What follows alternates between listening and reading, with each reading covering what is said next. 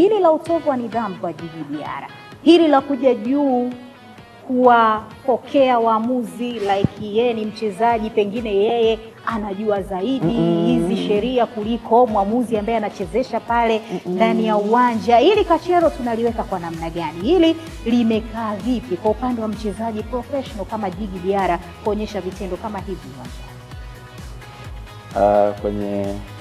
Kwenye industry ya mpira wa miguu alichofanya Diarra ni utovu wa nidhamu, lakini sio niseme, yani sio mara, yani sio cha ajabu, yani kimewahi kuonekana. Ndio kama ile inanikumbusha Miguel Gamondi, Yanga alicheza mechi sijui na Kagera, ile kuna goli kataliwa na mwamuzi Lagede.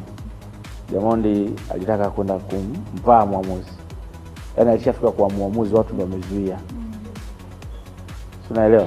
Na alitozwa faini ya milioni 2 na alifungiwa kusimama kwenye benchi. Ndio, nakumbuka. Yeye na msaidizi wake yule somebody ndao. Sawa? Ndio. Kwa hiyo kisha kutokea, lakini kwa Djigui Diarra kuna vitu ambavyo mimi sio kuvi highlight. Mimi wa kwanza kwenye mechi ambazo Yanga anashinda vizuri tu, kwenye mechi ambazo Yanga ana draw, mimi sio ku highlight hicho kitendo. Okay. Niliandika leo itakuwa siku ya 7 iliyopita. Mechi ya nyupe ni Azam na Yanga.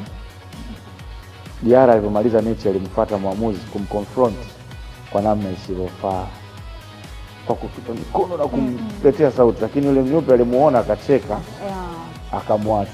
Nikamwambia mtu, hii ni yellow card. Yes. Hii ni yellow card. Simba na Yanga, goli alofunga Selemani Mwalimu. Kwanza kitendo cha kutoka kwenye goli eneo la 18, kipa unatuma message.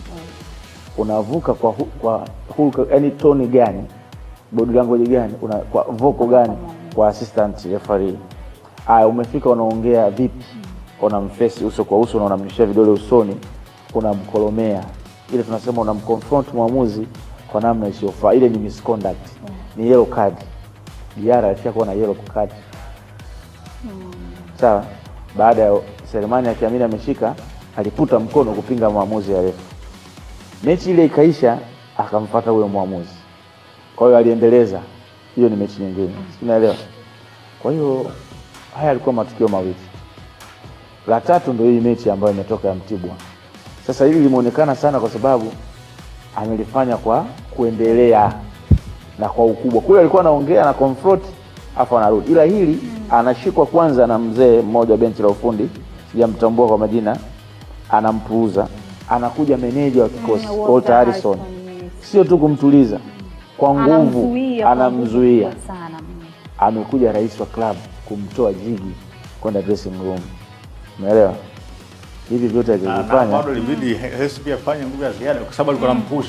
Kwamba niache nieleze frustration zangu.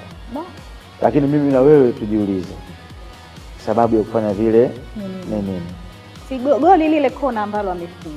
Yeye anasema Diarra kuanzisha fujo. Alisukumwa, Diarra kuanzisha fujo kana kwamba ameumia Yanga kupoteza, ilikuwa muongo na ficha aibu ya kufungisha goli lile.